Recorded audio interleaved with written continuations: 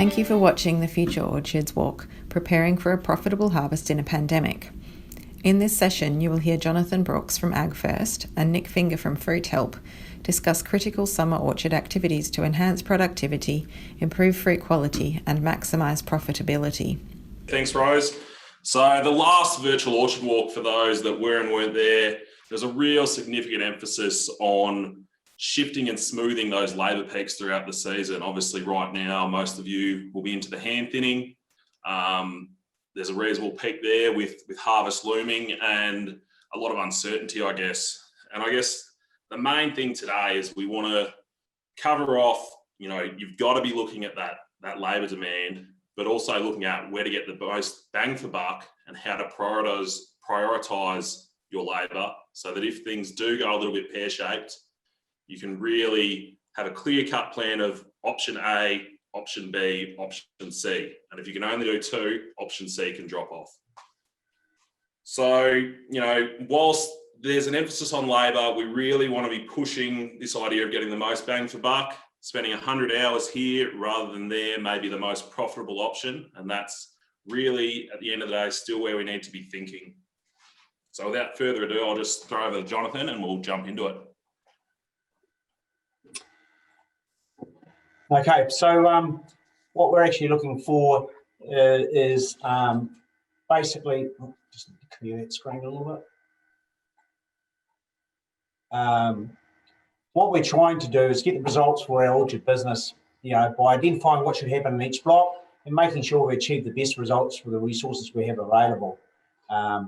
So when we're talking about the best results, it's extracting the greatest financial gains for this season and for the future. So making sure we are focusing on the future. And what the key part is what's best for one orchard and one block is not always best for others. So make sure you're working to your strengths, you're managing your weaknesses, and sort of identifying the risks and rewards and planning to maximise the results that you're actually getting out of those blocks. So what is it we're talking about when we're talking about optimising these resources? An orchard business is a highly complex mix of variables. Being successful does require the ability to observe and react what challenges lay ahead, and an ability to preempt the future and still work within the here and now as well. So it's about the canopies, it's about the fruit value, the climate, the people, even the time limitation, whether it be people yourselves or whether it be when jobs need to be done. And as Nick sort of alluded to before, it's not possible to get all things perfect, but we need to identify where the greatest limiting factors in the orchards are and where we're going to get best gains for our efforts. So whilst I'm sure a lot of you are sick of hearing it, this year is likely to be a little bit different from a labour perspective.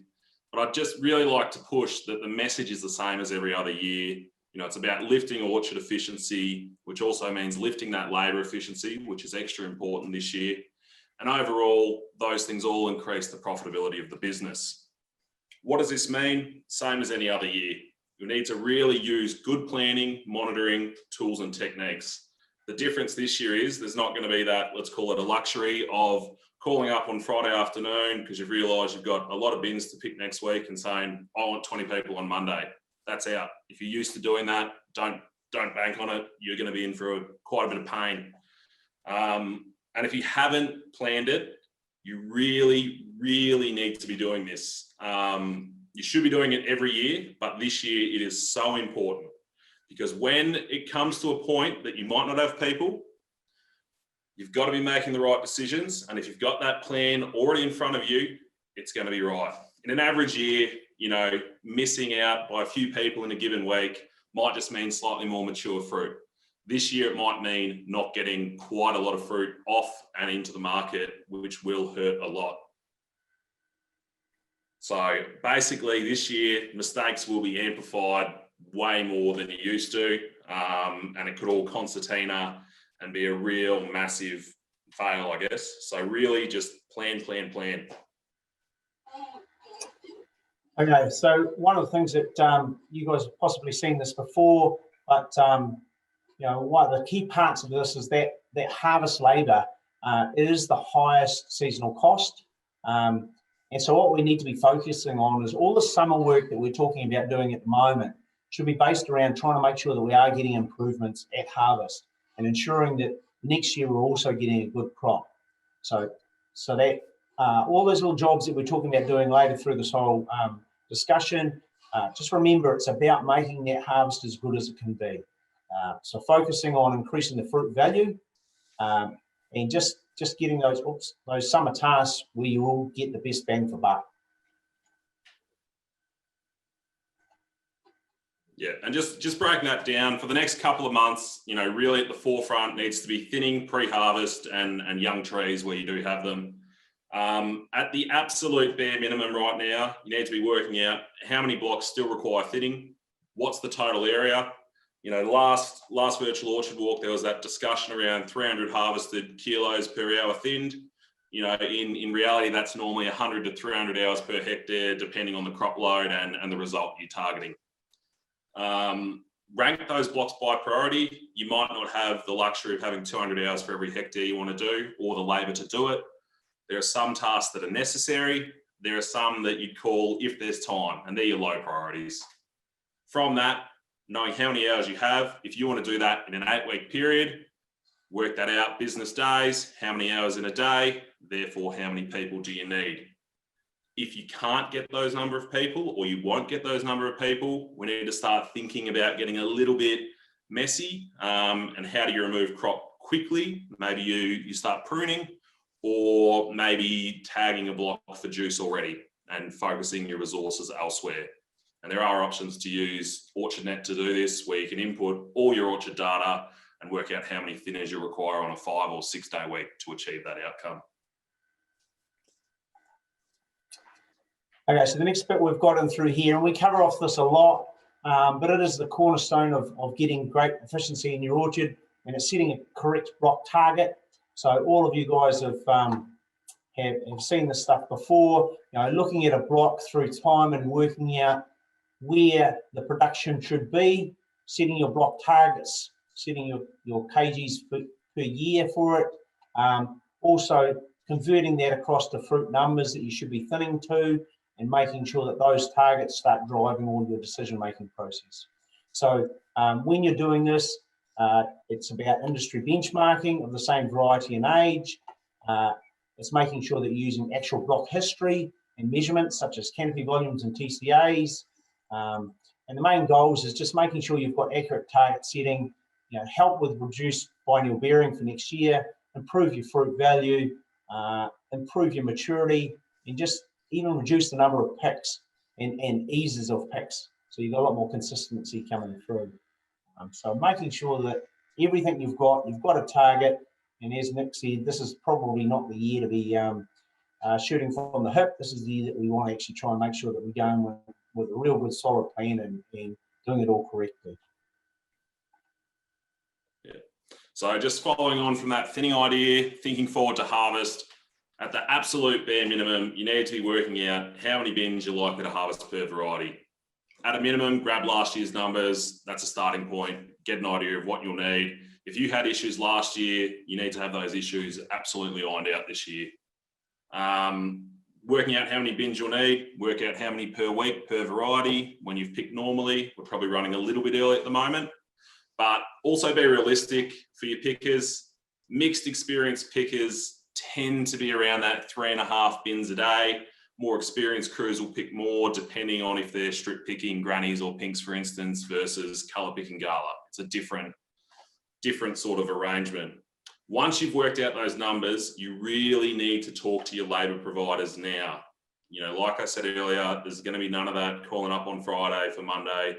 They'll be elsewhere, they'll be spoken for. We are really missing a large labour pool this year with backpackers and other schemes out. And if need be, plan for new labour sources. You know, there are a number of people that might be willing to give it a go on the orchard, but also remember that if you've never picked fruit for a week straight, you can't expect miracles. You know, you've got to be realistic in your expectations. And if workers who may not be your ideal scenario are available, give them a go. You know, at the end of the day, someone having a go is going to be better than someone will the fruit just dropping on the ground. So just remember that if you do have to take on newer people. And again, there's options to use OrchardNet to help plan your peaks, like on the image on the screen. So again, like we were talking about the labour demand. This little bit on the right is the thinning planner. So effectively, you put in how many bins you're talking about, and that tells you how many hours it should take to get through your thinning. Another little example in through here is actually looking at what your priority for each block is, what the percentage of target that the fruit number's down to, and how many hours you think it's going to actually take to get to that area. So you can sort of see there the smitten, the priority of that, it's already been done, so it doesn't matter. But you might sit there and say, well, some of these blocks, there's very high block of Fuji, it's 320% of target, how many hours it takes to get to those levels. And then you just need to sort of prioritize where and when you need to get into these blocks. There is a lot of ways to actually plan for labour demands, but keep an eye on the actual versus the plan and readjust as necessary. So these plans are just that, they're plans, and sometimes you'll just get into a block and it won't be what you expect. So you need to identify your pinch points and minimise them where possible. And you've got to prioritise where you're going to get your best bang. Like I said before, you might find that it's of those high blocks that are sitting there, you might have one or two that you say, hey, I've just got to get in there first, and then the other ones I'm gonna pull away from and live with what I've got. Yeah, so when it comes to prioritising those block tasks, there's got to be a decision-making matrix.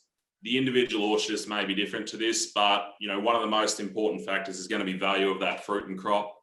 A 10-ton block of fruit that never packs out has got to be a low priority. Your best block, your cash block, needs to be a very high priority to get it where it needs to be and generate that revenue.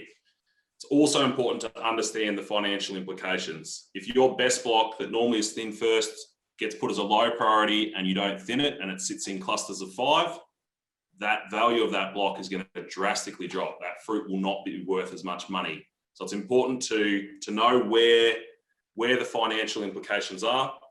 Biennial bearing risk, that Fuji block in the last one. If you want that block back, you almost have to have thinned it by now. Really focusing on those blocks that need additional attention, importance, young trees, how hard blocks are to thin, the age of trees. If your future blocks need to be looked after. It's not just about this year. This year may go a little bit different to normal, but you want to be here next year and have a solid crop to work with. Your goals for those blocks and for those older blocks, maybe a really biennial Fuji block, you've got to ask, is that block part of the long-term future? And it may be best sidelined and shifted to a very low priority. What I'm going to cover off through here, and possibly you've seen this before, I'm not 100% sure, but effectively what we have is just the influence of yield on profit per hectare. So when you're looking in through this area here, we'll basically look at Pink Lady from the 2019 data out of OrchardNet for Australia. As you can see, tonnes per hectare, average being 63 tonne with an upper quartile of 88. Pack out ranging for average of 74 to 82, and size being 73 grams to 169. The thing that's really important is looking at the profit. You're talking $16,000 per hectare versus $44,000 per hectare. So when you're trying to do this stuff, you need to understand the numbers and look at that compared to a gala. Average is actually down less than $1,000 profit per hectare, whereas upper quartiles at 25. But this is showing a comparison between 60 tonnes per hectare and 110, and 40 tonnes a hectare and 90 tonnes a hectare. And basically the same pack out and the same size for each of these different varieties. But it's huge, the difference that you're actually looking at when you're talking about profitability. So you need to kind of understand these things, and this is why getting these numbers correct, we're not talking about overcropping stuff, but we're making sure that we are getting the optimum crop on stuff. Because mucking around on a block where you're just not getting that tonnage off really drives the profitability down very, very quickly. So remember, each variety is going to have different numbers, and just make sure that you understand that your target markets for your specific fruit might not be exactly the same as this too. So it's about knowing your own numbers, but this is a good place to start for sure. Yeah. So I've touched on priorities. It's all well and good to say that we've got a crop load set up for each block. It's a high priority because it's biennial and it's old and it's my cash block. At this point, to really nail those priorities, you actually need to be taking stock of the situation. And, it's not the most fun job, but you need to get out there and start counting trees. If you haven't started already, at least do a few a block. It really makes a huge difference. As Jonathan's just covered on those crop loadings, there's no point setting up a young block to do 100 tonnes a hectare. If it's a 20-tonne canopy, you'll probably get nothing out of it. You'll be lucky if you get 5 tonnes packed. So you really need to be realistic on those targets and see if you're there. So the example on the screen here is a jazz block on my family farm. They've been counted by each site of fruit. So how many singles, doubles, triples, quadruples, etc. in the top half and the bottom half of the tree. So the beauty of this system, it allows us to get a count. We've got 178% of the target crop load there. And then I can work out if I thin everything back down to ones, I'll be sitting at that kind of, I've got mine obscured by the video, but about that 110% average, ranging from 88 to 145%, depending on which tree you're looking at. In this case, I'd suggest this block does need to be thinned or it will struggle to meet market size and would go to singles in this case. But at a bare minimum, get out there, count a few blocks per hectare or per block at least, and get a feel for how many apples you need to remove. Just going to doubles on a tree with an excessive number of sites will struggle to meet size and probably even colour. Right, so this is just a quick catch up. When we're talking about crop load, we also need to consider vigour as well. So we need to understand what is the right amount of vigour and how we're going to measure the progress. Is it about shoot length? Has the block terminated? Do the trees need to be slowed down? And, do we have to start thinking about summer pruning or shoot ripping within the blocks? So key part in through there, if you have got fruit, if your fruit's got light on it, if you can see the fruit, it's got light on it. So just remember that. It's quite a key little thing to remember there. Cool. So, you've done some counts, you've found your blocks, you've nailed your chemical thinning. It's 100% of targets in singles. That's probably not every block. If you've done, very well done. But the reality, most of you will have a range. Some may be slightly over thinned, some may be grossly under thinned. We don't want to be in that scenario, but if we are, we need to think about our options. We don't want a 500 hour per hectare thinning bill this year. We probably don't even have the labour. First option, if you've got too many branches, consider a bit of speed thinning, basically pruning. You can remove branches if there's an excess number. It really is quite quick to do one cut rather than removing 50 fruit, and we'll have a few pictures a little bit later. If you are carrying a heavy crop and you're not going to be able to thin it, really nail that irrigation and nutrition. Keep that block happy, because if you're trying to carry fruit through and you get that stress on, you will really, really struggle for size. Ensuring return bloom, girdling an option, quite a labour intensive option though. Other options could be early summer spray programs, which we'll touch on in another couple of slides. So there's an NAA program, an Ethifon program, or even 6BA, so 6-benzyladenine, which is Maxell to most people. With those sprays, they typically aren't on label, so it is important that you know your local state regulations regarding off-label sprays. If the block is too heavy, you're not going to be able to thin it, and these are just not options, maybe just tag the block for juice. Particularly early season, juice prices are quite good right now. Getting a heavy crop load off early, maybe not in the best condition, could be the option, and send it straight to juice where you can't get in there and spend the money or the time to get it up to scratch for the fresh market. So the next bit to cover off is basically looking at a crop load that you have that's very, very light. So where you might have some vigour in through there and the crop's really been knocked down hard. You've got your chemical thinning, it's done almost an over job. So the areas in through there that really are important to focus on quality making sure you've got the right calcium sprays going on in the right number, and even possibly think about what could happen with a short-term storage block. You need to actually make sure when you're doing it, you're quantifying the actual issue. So you've done those counts, you're making sure you know what's there versus the estimates. And maybe it can be used as a bit of a positive. You know, if you have got a block that's a little bit light, can it be used as an early harvest block? You know, or can you drive good size and good colour development early and just get yourself underway? So not always negative, but again, you're thinking about vigour.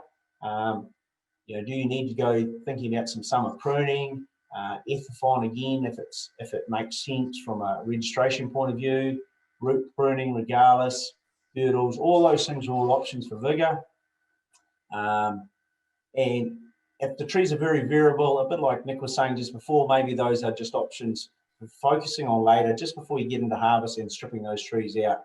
It's one of the things that's a lot more important for harvesters, just making sure those pickers don't have to make too many decisions. So then thinking further through, plan for a harder pruning for next winter. If you've come off a light crop, you know the bud load's going to be high. So come in and think about that before you actually get into next year. So as promised, here's your example of speed thinning. Initial glance, they're the same picture. As you can see, there's actually been 3 cuts there circled.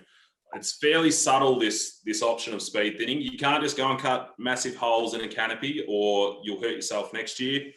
So here, 3 cuts, not full branch removals, just subtle removal where there wasn't heaps of fruit, but enough fruit. And you'll also note below that middle circle, the light getting into the lower canopy now. You can see that is lit. If there was fruit there, it's going to colour more. So those 3 cuts didn't take very long, 36 fruitlets removed, more light into the lower canopy, you know, probably some more fruit size because there's less fruit on the tree now, and improved pack out, more light into the lower canopy, also a bit of return bloom. So a good option where you find yourself with a huge thinning job, you can actually move some fruit. It's not all about, summer pruning is not just about vegetative removal. Sometimes fruit can be removed and removed quite effectively and quite quickly. So this next slide, we're just sort of going to cover off, you know,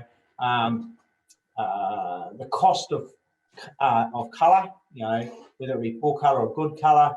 One of the things, as we've said, we don't have the luxury of excessive amounts of fantastic pickers for this year, potentially. So we just got to make sure that the decision making for the pickers is as easy as possible. So if you've got poor colour, makes it harder. They've got to think harder. You've got to put in more effort, and then comes with that comes extra cost. You've also got to think about what happens with maturity. You know, if you're waiting for maturity before colour turns up, you end up with softer fruit. You end up with more issues with cuts and punches and all sorts of things. So the ultimate is to make sure you have got that colour development coming through nice and early. When you're thinking about the good colour stuff, you know, it's easy to find. It's just a breeze to go through and pick stuff that is out there, colours there, they just don't have to think much about it. So the more they have to think, the slower they become. So it's really critical that if you've got better packouts, you've got better returns, which gives you more money to keep the pickers happy, which might be a key thing that we need to focus on for this season as well. Yes, sorry, this slide probably should have come a couple of earlier. So that summer in AA we touched on as far as return bloom. Here's just that information on that. It's not on label. Just please be aware of your local regulations and the risks surrounding off-label usage. It's 5 parts per million at 2 to 4 applications on that graph in the right, and extract from a journal paper. You can see the control at the top line there, you know, different strains of delicious, so smoothies and golden dells and the standard.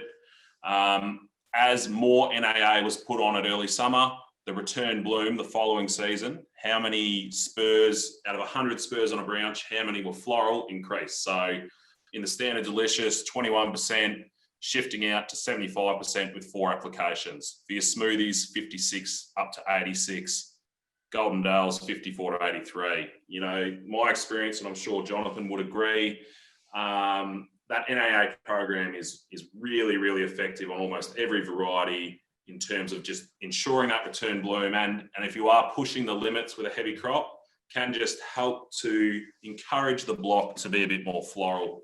Just a couple of warnings on it. Beware of heat. The leaves will flag quite severely if sprayed at over 35 degrees. Those who thin with NAA in the floral period will be used to seeing a little bit of that leaf flagging. I'd avoid it in summer. It is quite, makes you feel quite bad if the leaves go yellow, and won't be too good for size. For pear growers, there's also the option of using a bit of Ethifon at 150 parts per million as an alternative as well. But a good option to consider. Know your local rules, but also consider trialing it if you're a bit more worried about it or concerned about its use. Yeah, so experience from us is we have been using it for a number of years because it's label, it's able to be used by label in New Zealand, and the results have been very, very good from a biennial bearing point of view. We're just not getting those off trees sitting in the blocks anywhere near as much as what we have had in the past. So works very, very well. At that, and making sure that you're actually getting your counts and your fruit numbers in amongst your blocks for sure. So this one I'm just going to cover off. We talked before about what happens with yield. This is a little bit different, but it is about knowing your numbers again. And what we're going to talk about here is the pack out. And hopefully you guys know these numbers, but I think they're very extreme. You're looking at a block of pinks. You're talking about a crop here. We're talking about an 88 tonne per hectare crop. And we've factored in the costs of putting it through a packing house and what happens with a 50% pack out. You're talking about a negative number and through here at a 50% pack out. Whereas you can make sure that your pickers are doing a better job and getting up to 70% pack out. All of a sudden you're making quite a strong profit. So this pack out percentage is huge. And as much as people say, well, we'll just send it in the pack house and let them do their business, financially that doesn't make sense. It doesn't make any sense at all. And even in the Gala, you can see the same thing again. Significant losses when you're running low packouts. Once you get those packouts up higher, makes a huge difference to what the final profitability of the block is.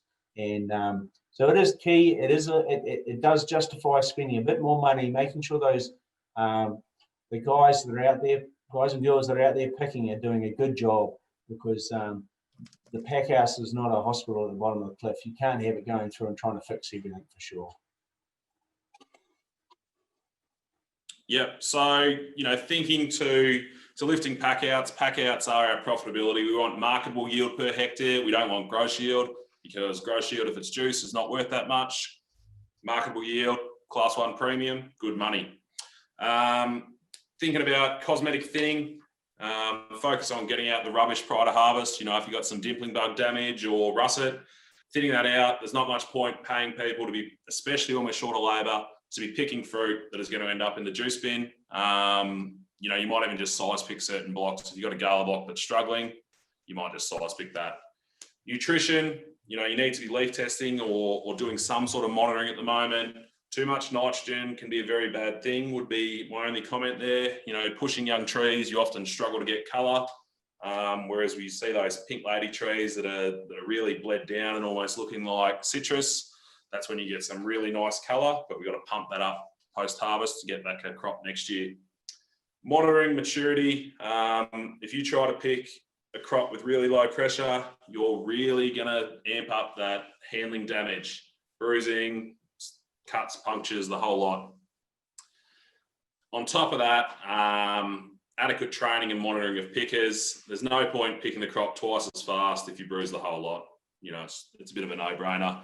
Watch those people. You should try to have someone doing quality control and monitoring how people are picking, especially if you've got new staff. It's really important to train people properly. People talk about unskilled labour in picking, and that's wrong. It's actually a fairly highly skilled job to be able to pick that fruit consistently day in, day out with minimal damage and picking the right fruit at the right colour spec. Another option, invest in equipment that reduces risk of damage or lifts your pack out, which we'll touch on shortly as far as defoliation. Might be time for new picking bags, new bins, rigid bins, tractor forks with suspension could be another option. One comment I got out of the States a while ago, there's no point putting in, 5-6 months of absolute blood, sweat and tears, getting to harvest and throwing it all away by rough picking. Really focus. If you have to pay another $5 to get the quality of fruit, it's worth it for a few extra percent pack out. Really know your numbers. A few percent pack out is worth a lot more than saving a couple of bucks on harvest costs. Right, so one of the things we'll focus on here is, talking about packouts. We talked a lot before about colour and driving packouts through colour. So we're talking about summer pruning. One of the key parts of it is actually looking at timing of summer pruning. So what timing is best for the results I'm actually looking for?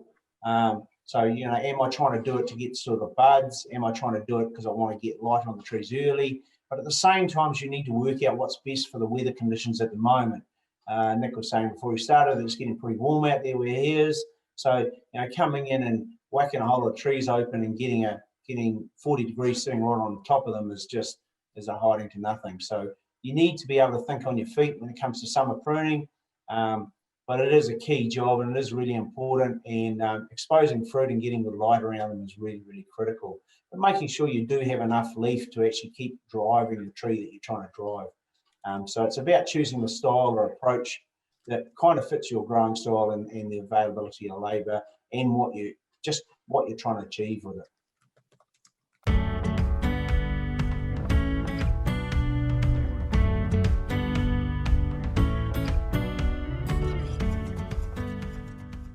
So today we're going to talk a bit about summer pruning in apples. There are multiple different things you can use summer pruning for.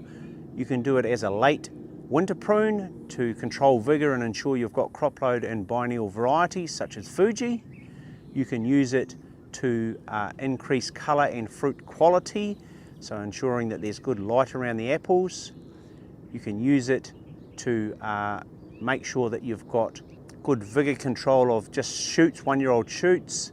You can also use it to shorten the shoot length up and make sure that you get a nice little terminal bud by just ripping the branch off and leaving a bud that will actually form a terminal shoot for next year. And you can also use summer pruning to remove excess fruit numbers as a form of speed thinning. Getting the fruit numbers down by using a pair of secateurs is a lot quicker than what you'll get by trying to remove them with fingers.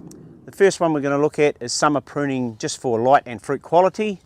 Generally that involves removing shoots and getting light in amongst the tree. So pulling out the vegetative shoots and making sure that the fruit becomes exposed so that we get nice light for fruit development. So in this example we have a tree that is a young tree that's getting developed, a twin leader tree, and we still need to have full canopy in the top, but we're finding an area in through here that is actually quite shaded. There's also an example in here where there's excess numbers of fruit for what's actually available, and it is going to be more difficult to get this thinned off. We're going to look at two things here with shoot ripping or summer pruning. One is to get light, so we're going to be pulling these upright shoots off to make sure that we've got light for the fruit. Getting light right through that into exposing those fruit. The second thing we are looking at, where we actually have excess fruit and those fruit are actually going to be a problem to thin later on. So we do have the option to remove fruit that's upside down and just do what we can call speed thinning. So effectively we're removing a large amount of fruit in a very short amount of time, opening that whole area up and making it a lot easier to go through and thin the trees.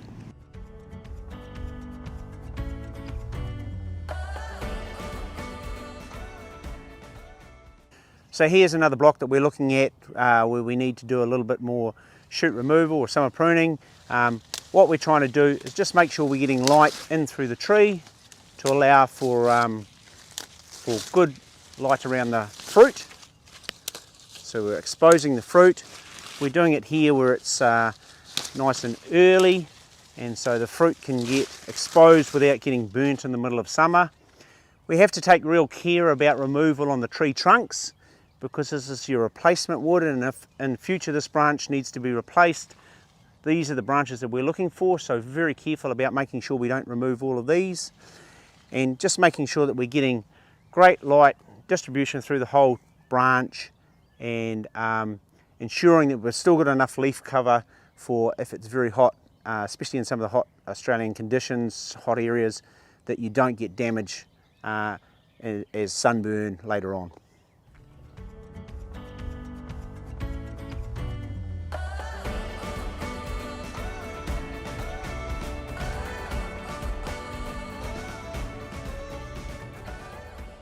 So in summary, when looking at summer pruning, it can take multiple different forms.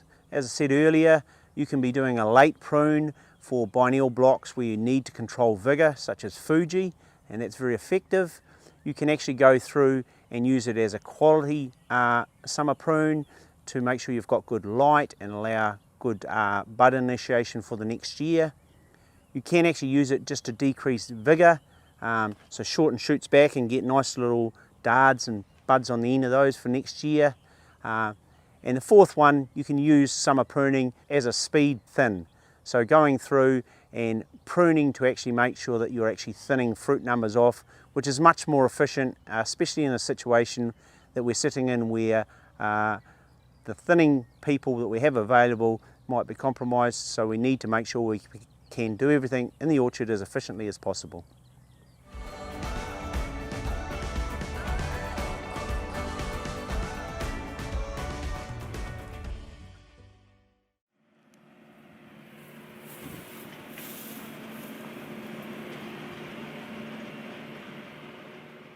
Welcome everyone, I'm Nick Finger, and today I'm here with Jason Shields, the manager of Plunket Orchards, and we're talking about mechanical hedging in this young rocket block.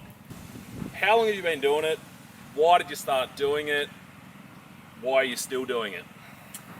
So probably my initial findings with it was probably maybe 14 years ago. I went for a trip over to Europe, and I went and seen Alberto Dorigani over in Italy, who had just sort of started playing with it. So my initial thoughts about it was, we had just first got a Darwin thinner for peaches, and I was all about saving labour and all that sort of stuff. After the trip over there, I sort of woke up to realising it wasn't just about, you know, using a sickle bar and doing your pruning and then not having to do any other work. It was all a lot of, you know, techniques and timings to actually create buds in the tree and to make your trees potentially more light efficient as well as more productive, without having to use the likes of regalis and all these other tools to try and control vigour. Are you using it on everything, some bits? What do we see it on? So last year was the first year that we did a significant amount. In the past we had just, we'd only played around with it on small areas and more with just a hand trimmer, doing some trial work and that sort of stuff.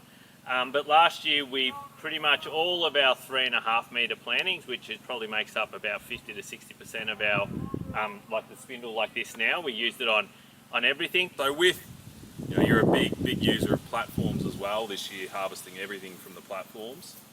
Did the platforms drive the hedging, or have the hedgings driven the platform?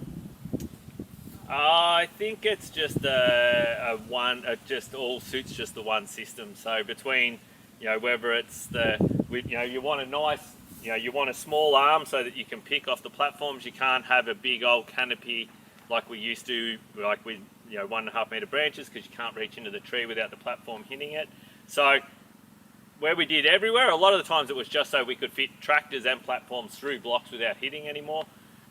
In other areas, it's kind of, we're going for this nice fruiting wall to be able to get light in, to get colour, and be able to use the leaf blowers and the Darwin thinners and all these other machines that we have accessible to us, you know, because I think they all just fit each other.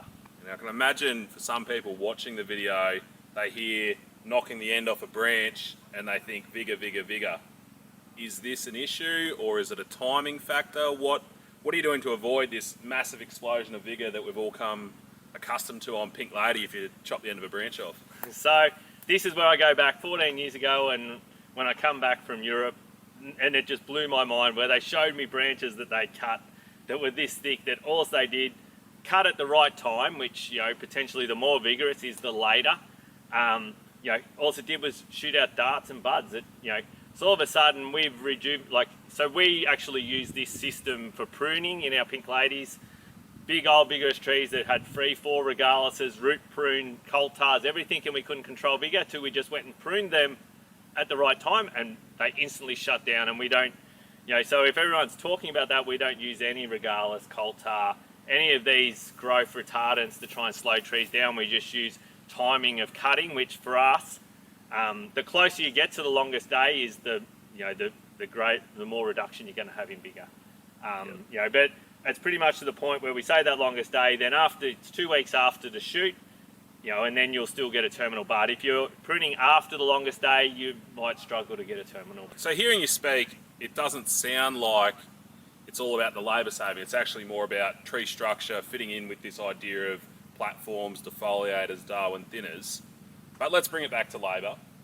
Is it saving you money pruning a block like this? Yeah, so in most of probably 50% of our blocks this year, all we did was just renewal pruning.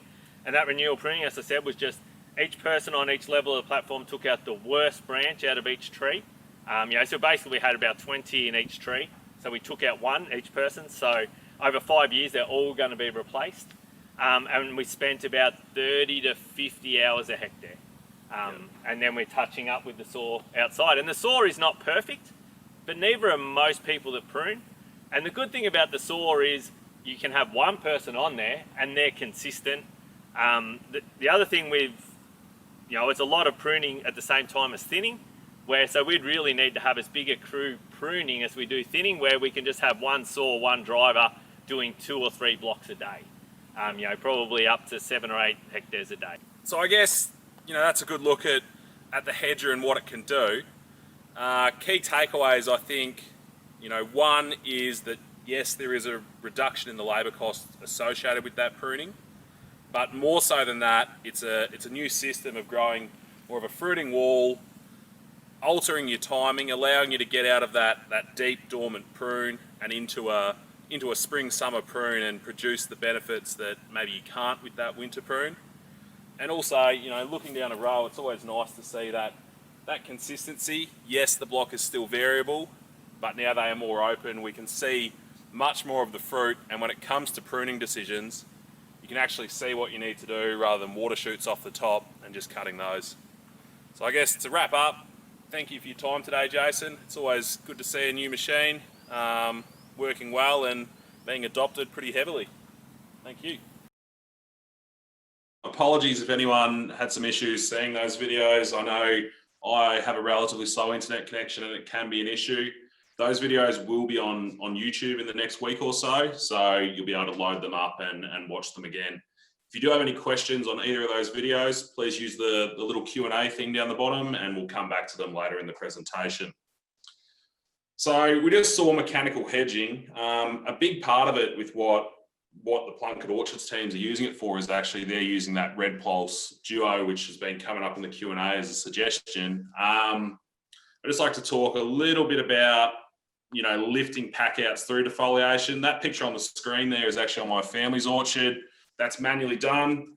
Doing it by hand, literally plucking leaves off the tree, you're talking 125 to 250 hours per hectare. When we're talking about having labour issues this year, it may not be the most accessible option, but maybe a good way to fill in some time if you find yourself waiting for pinks. It works exceptionally well on pinks, particularly, say, an old Australian like Crips Pink, to really pump that light. 4 days in those photos and, not still quite ready. So, easy strip pick if you put in that labour, and that is justified even at that sort of hour spend. You're talking as much time removing leaves as you would have thinning from earlier in the slide. If you go to the defoliation with the machine type option, you're cutting that down to about 2 hours per hectare. To achieve that, you've got to have a significant capital investment to get that. So there's a couple of options out and about, but if you're going to go for big capital purchases to try and offset some of these labour issues you may have, you really need to be onto it now, because these things are not being manufactured locally and they will take a little while on a boat to get here. we go to the next slide, yep. This is an evaluation last year in the Goulburn Valley. So percent harvested in the colour pick, that first table at the top there, we've got without the defoliation, so effectively sanded with cloth down, so there was reflective mulch in this block, 36%, a third of the pick was taken as a colour pick, and 2/3 where it had been defoliated. Into that bottom table, that block wasn't actually colour picked, it was just straight strip picked. Where no defoliation was used, we've got the colour splits there, done over the commercial sorter at Plunkett's, colour sorter, premium split, 85% plus colour, you know, quite good without defoliation, but quite a bit more into that high value category. Class 1, you know, if we look more so at the last two columns, we've got a higher percentage in the choice grade and the seconds, which are much lower value fruit, which the bottom row will show you, minus 35% on class 1 for the choice grade and minus 74% on seconds, which you're pretty much down in juice there. In terms of those bins on the right, that's them that went over, $710 to the farm gate on the left-hand side bin, $660 on the right. So you're talking $50 a bin, $50 a bin at a 70-tonne hectare crop, 175 bins. That's $8,750 per hectare gained in profitability as a strip pick. So, you know, when you're talking about capital investment, it can be justified relatively quickly. When you're talking 250 hours at $30 an hour, you're still making a little bit of money, but the risk probably isn't quite justifying the work unless you are also packing and selling that fruit. But yeah, an option where particularly, you know, your standard Crips Pink would be a good place to try it if you were going to, because we often struggle to meet market anyway there. And by going in with the leaf removal and particularly following with foil or you know, your reflective mulches, you can really push that colour up and all of a sudden get some quite dramatic profitability results and achieve that strip pick into a premium case potentially. Well, the next one will sort of, that was a good little segue across to reflective mulches. You know, one of the things that's pretty key is they do have proven results if the conditions in the block are conducive to colour development. And that's a key thing for everyone to remember. You know, people do forget a little bit that it's quite carbohydrate intensive for a tree to actually create colour in fruit. And so if the tree's just completely spent, if it's too hot, if they just don't have that excessive carbohydrate, they won't colour anyway. So it's not going to fix an overcropped tree of a low colour strain with nighttime temperatures above 20 degrees. But if you've got it right and you've got all the rest of the ducks lined up, it does really make a big difference. So as you can see there, you know, you've got your benefits of increased percentage of colour, you reduce your picks, increase your yield and recovery and bud quality for next year. The challenges you do have, you're talking about sunburn, and that's really critical, especially when you're talking about foil. So it is quite important. The disposal of the plastic is something that's quite important that you need to be thinking a lot about. What the cost is and you know, whether it does justify itself for the variety that you're talking about. It's not an easy job, and you know, sometimes you do need extra people to be doing it. So it's just one more thing that we're saying we're challenged for labour, and we've got one more thing that we're actually needing more labour for. But sometimes when you're looking at these roller type systems, you know, they are quite useful and they can be quite handy for getting the stuff up for sure.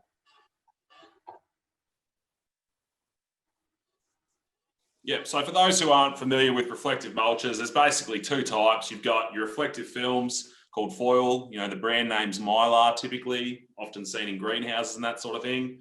Basically, it's a shiny piece of foil you put on the ground and put a little bit of dirt or some weights on the side of, reflecting most of the light up into the canopy. That's single use, so a lot of plastic to get rid of, and if it rains on it, it can delaminate quite badly. The other option is your reflective mulches. You know, Extende would be one brand. That's a reusable thing. You can shift it from block to block. The first year is always better. It's a bit more reflective, and then as it gets a little bit dirtier and dirtier with time, you know, these are going out for 2, 3, 4 weeks before harvest to get that light and encourage that colour development. You know, they can get a little bit dirty, but the pack out lifts are generally justified. A little bit of risk as you go into those really hot times. You know, gala, say in the Golden Valley, could be quite risky. You know, reflective mulches, your reusables may be better because you can actually shift them aside, and that takes about 4 hours to shift across and 4 hours to shift back. So you've got to be justified in that labour demand. In terms of putting it out, 5 hours out, probably 3 hours to bring in. The pulling in is probably not as time sensitive as putting it out, but it needs to be done, otherwise it'll be quite dirty for the following year. But worth considering as an option, particularly targeting those low colour strains and blocks that you struggle to colour normally. But as Jonathan had touched on, if the block doesn't colour for another factor, like it being horrendously overcropped, or the nutrition is just way out of whack, or another factor like that, it's not going to matter. If you've got too much leaf over fruit, it doesn't matter how much light you reflect back into it. If the fruit's covered in leaf, the light's not getting onto it. Here's another one that is another key part of understanding your numbers, like we've talked about before, is understanding the influence of fruit size on profit per hectare. And some of the data that we've got in OrchardNet for fruit size is probably not as strong as some of the yield and other stuff, but it is still worth having a look at. Key part to sort of keep a bit of an eye on through here, when you're looking in through the profitability of your pinks, you can sort of see that as you get up through the sizes, relatively stable, then you get to the bigger size stuff and it sort of starts falling away. So you need to know, is that how your markets run? You know, is it once you get up into those bigger size fruit that you actually start dropping away? Opposite is happening with the data we have on Gala. You can sort of see that they're relatively stable and through here, but once you start getting into the small ones, that the profitability drops away as well. So another key part of understanding what your numbers are is understanding what the influence of either having fruit that's a little bit too big or a little bit too small, and how far does that drive, you know, where your profitability is likely to be. Yeah, and just one comment there. You know, really, when we're talking about the supermarket sizing, you've got to be in that 150 to 200 gram range. Otherwise, they're not going to stock it. So that's your 60 to 82. Some 90s get stocked typically at a discount. So we need to be looking to hit that 150 to 200 grams. Normally the sweet spots around that count 70, 76 of the 12 kilos, so 165 to 175 gram sort of range. But if you're not too sure, talk to whoever markets your fruit, and they should be able to point you in the right direction as to what you need. I'm talking apples there. Pears can be a little bit different, and it can vary between varieties depending on where they're destined for. Only niche varieties into the central market tend to be significantly larger. Much smaller tends to be punnets, which have high packaging costs, which can be quite bad for your profitability. And if it's too small, it won't even make those. So just be aware of your size demand for each variety it needs to be now. You know, your crop loading targets need to be realistic, and it needs to match the variety demand in the market. So as far as fruit size management now, so these are a couple of graphs out of OrchardNet. I think it's well worth monitoring your fruit size to justify management tasks. So the right-hand graph there is a growth rate, how many millimetres per week, essentially is that yellow line, and in relation to days after full bloom. In this case, sort of sitting around that 4.5 mils per week, and then a horrendous crash at about 90 days. And that was a Christmas time, missed irrigation, a little bit hot and missed one there. So it's important to be aware of it. You know, they've corrected quite quickly, but that will have hurt for a week there. It's a few mils lost there, which is a count or two. The other option is to push your nutrition or your fertigation to be pushing fruit growth. If you're sitting down at 2 mils at this point, you probably want to be a little bit higher than that. So there may be the option to push it up with fertigation. But yeah, if not, it's a good indicator of where you're at. If you're running well below a growth curve or your historical sizing, it may be worth sort of saying now that you're not going to make size, or you may be running way too high and have to cut that back.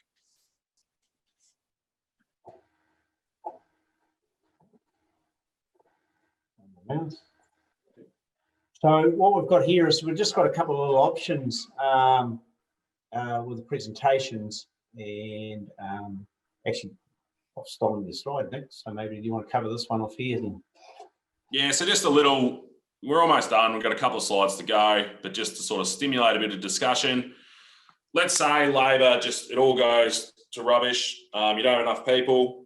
Couple of scenarios, you know, young trees with the tops coming over with weight. You know, there's quite an easy cut there to do it. Will take time. Or you've got your cash block of pink ladies at double the crop load and they're not going to meet market size. Both need attention, but let's pretend you can only do one. Which would you choose? And there's no wrong answer. What would you pick, Jonathan? Exactly like you said, it'll depend on what you've actually got available. The one thing about the pinks, having that extra crop load, you have the opportunity to do that at a later date. So you don't necessarily have to do it right now. You could be picking that now. You could be picking that in January. You could pick that between picks of different varieties if you needed to tidy some of that stuff up. The bit about developing the top of a tree, hopefully it's a variety that you think has a very strong future. And if that's the case, you know, that's probably where I'd be thinking I'd be spending a little bit of time. But, you know, I do tend to look a bit further forward and make sure that, you know, those options are there. So that's probably where I'd be thinking. Maybe I'd be kicking in the young tree now, and then hopefully I get a chance to actually sneak in and do this one later. But yeah. Hey, so you put the young trees as a very high priority, and getting into the pinks to thin would be a moderate priority. Let's call it that. So I just got another one to look at that idea. And if you were carrying those pinks through, you've got to be thinking about options like reflective mulches, harvester or retain, really being on top of that nutrition and trying to nurse that crop through if you can't get there. Same kind of idea. We've got a young Kanzi block on and off trees. One block's carrying 400% of the crop load. The next one's carrying, say, 50%. For those who aren't familiar with Kanzi, it's a little bit like Fuji, can get a little bit biennial. So potentially next year, it'll be the other way around. All the light trees will be heavy and the heavy trees will be light. And we've got a high colour variety, which in this case is actually Dazzle, carrying sort of 150% of a target crop load. And that thing tends to colour quite well in the shade. All that fruit would have been gettable, maybe not premium, but it would have been gettable in that case. Maybe don't give an answer, JB, but when we say young Kanzi on and off, what are the thoughts going through your head? Well, when I'm sort of looking at those Kanzi trees, you know, I know where they go. If they go off, they become the fruit, the internals of the pit and blotch issues that come out of that become a real issue. So, you know, if you're thinking about the long-term future of the variety, you've really got to try and make sure that you're actually controlling that sort of stuff. So, for me, that's quite a key. As you said, the Dazzle's still a high pain variety too. So what I'd probably try and understand from that is where the financials actually fit. How key is it? Which one drives the numbers best for me on the day? So both of them important in their own right. Yeah, and I think, you know, we're looking there, everyone would, by the looks of it, go after the biennial bearing variety. I think the important thing is what time of year you've realised this problem. If we're sitting here right now, there's still a chance to correct that biennial bearing tendency by removing crop load. If we're sitting here in mid-January, it's pretty much decided, and you might go after the value for this year and plan to address that on and off next year a little bit earlier. So timing's very important, and that's why it's so important to get around all your blocks right now and work out what sort of job you've got by counting. And where they are mixed blocks, really working out if you whip through, hit the on and heavy trees, and maybe don't worry about the off trees because they'll take time and you're not going to realise the value there. Yeah, for sure.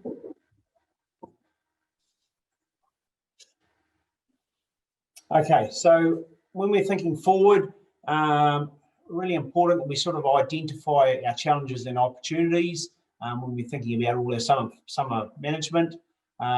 So again, it's about trying to make sure that we're getting quality at harvest as good as it can be, to make sure the pickers and the packhouse can be as efficient and as effective as possible. So whatever resources we're actually talking about, we've got to make sure we're getting the best results from them.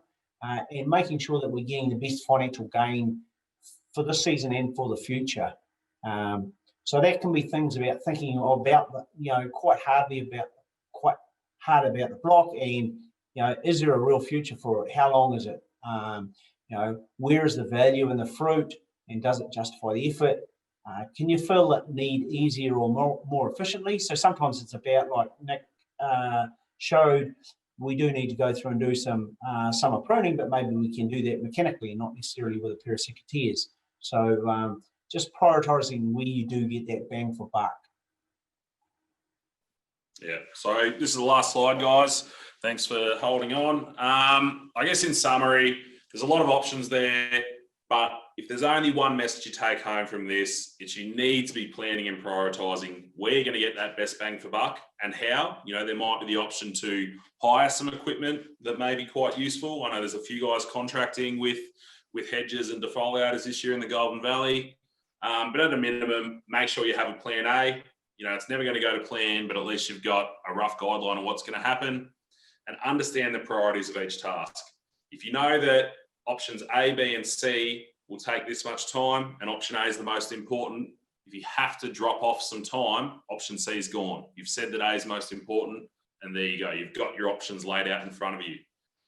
So know your labour demand, measure what you've got, plan your demand by week, and be talking to the right people, your labour providers, your staff from last year, maybe if they are people who regularly come back, and have that plan, and as needed adjust. There's no point planning it now if you realise in February you got twice as much as you had. You've got to be monitoring this the whole time. For those of you looking for capital purchases, give plenty of lead time. If you're thinking for harvest, say a platform or similar, you'd have to be onto it very much now. Because the most expensive equipment is the one that arrives 2 weeks later and you don't even need it by then. It's already cost you. So thanks for your time today, and we're happy to take some questions. I think there's a couple lined up, but yeah, cheers. And we've got a number of questions coming through. First, a couple of comments. The first one being, in order to maximise your labour, you need exceptional supervisors. So make sure to train and retain your supervisors. Absolutely. Do you agree with that? Absolutely. That's a real key, and often it does get overlooked. So, very good point. And then we've got some other comments about pruning. Bo says using an orchard hedging machine like the Edward pruning machine can easily reduce labour in a medium to heavy crop, and as will the Pulse Duo leaf blower. Do you have any experiences with that to share? Yes, I guess I think those questions came in quite early before we touched on the hedging. So yeah, that demonstration, it's a good option, but it's not suitable for every orchard. If you've got big old 5x3 trees, a sickle bar is not going to cut through a 20 centimetre dinner plate. It's better suited for younger spindle canopies and things designed for that. If you wanted to renew a larger canopy like that, direct pruning with the saw may be better. There are saw blade options, but you will tend to see an explosion of vigour, cutting really large branches in older trees. And then, that hedging really, it's part of that whole system, as Jason had said in that video, allowing you to do the leaf blower, get that platform efficiency. It's all part of a version of systems. Whether or not you're hedging or not, most people are shifting to that fruiting wall, that flat plane, to allow easy access. Okay. If anyone else would like to type in a question, now's your opportunity. And there was someone that raised their hand earlier. So if you do want to come on screen, please raise your hand. So I guess this comes back to, you mentioned, looking beyond the current season and making sure to look forward as well. And so Ian asks, is there any impact of defoliation on the following season, i.e. removing carbohydrate that would be stored in the tree for the next season's crop? So for me to cover that off, one of the things that's really key is that you understand it's about getting balance in your tree. As I said before, if you've got a crop that's completely overcropped and you haven't got the right leaf to fruit ratio in through there, you're not going to finish that crop off for this year, and you're potentially going to have a biennial risk for next year. So most of the time that people are using this sort of technology, they're doing it because they've actually got a little bit excessive vigor. They're trying to get fruit open, but they're trying to get things nicely balanced. So where that situation is correct, that's fine. But if you had a situation where your crop was sitting way too heavy and all you're doing is removing leaf, you definitely could go backwards in that situation. But most of the time people are doing this with a plan, and the part of the plan is making sure you've got the correct crop load too. Yeah, I think, it's fairly early days. Defoliation's been happening in, say, Japan on the Fuji crops for a long time by hand, but in terms of this mass scale of defoliation, it's only just come in. I know the Lineberg Institute in South Tyrol's getting stuck into that space. Yes, there will be some carbohydrate removed. Will it have an economic effect? Maybe. I think it's a little bit like summer pruning. There's good ways to do it and there's bad ways to do it. And we've got to feel out our way over the next few years to work out what's too much and what's okay. And just another comment on that as well is I can remember doing some summer pruning on a variety we have called Pacific Queen. We've been doing summer pruning for a long time and a lot of different things, but that variety just had a really bad adverse effect on when you pruned it as a very late, it was a late winter prune, but man, it really tipped it upside down. So you just got to be a little bit careful on knowing your blocks and understanding your varieties and knowing what you've got. So yeah, other varieties, no problem at all. It's just a bit difficult in that one. Okay, and one more question's just come through. What's your opinion on girdling for better colour on pinks prior to harvest? JB, you're the girdling king. I'll let you take that one. Yeah, no, girdling, yeah, for us, fantastic. Works really well. The problem that we have with girdling is just is people wanting to do it or finding ways of doing it easily and efficiently. But as far as the effect on the tree and getting good colour and bringing in fruit early, yeah, it works really, really well. So and what timing would you be talking, Jonathan?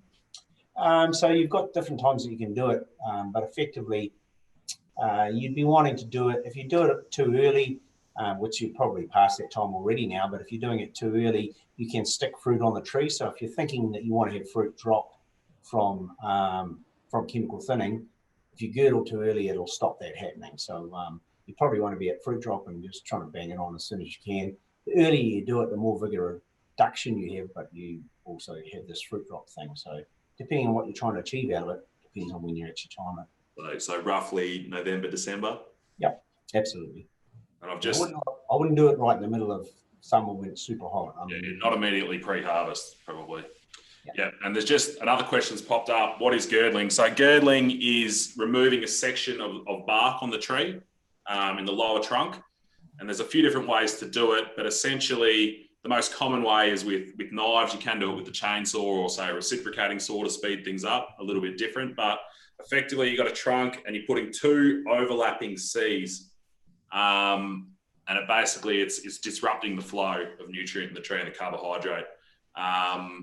Hopefully that explains it. There's a lot of resources if you do jump on Google and look at it. And I'd say probably even in the Future Orchards library, as far as proper girdling technique, because it needs to get through the bark, but not deep into the xylem. It's quite a subtle technique,